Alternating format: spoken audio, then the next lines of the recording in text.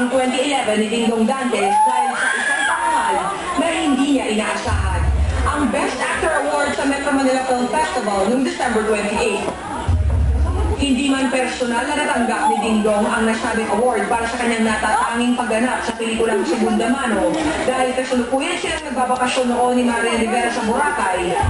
Itinuturing ito ni Dingdong na katuparan ng kanyang mga pangarap bilang isang aktor. Tuloy naman ang pag-abante ni Dingdong this year dahil maliban sa upcoming prime shoot nila ni Maria na My Beloved, isa pang personal goal naman ang tutuparin ni Dingdong ang makapagtapos ng kolehiyo. Kaya naman kahit mukhang Dingdong's 2012 is shaping up to be a very busy year, lubos naman ang suporta ng kanyang #1 fan. Siyempre, sobrang proud ako sa kanya. Tulad na sinasabi ko, masarap makatanggap ng isang award na wala kang inaasahan. So, hindi niya na-expect yung mga ganyan kaganapan. Kaya, nung nakuha niya yan, sobrang happy talaga siya. At naniniwala naman ako na hindi naman ibibigay sa kanya yan kung hindi siya deserving dyan. Dun sa pag-aaral niya, natutuwa ako sa kanya.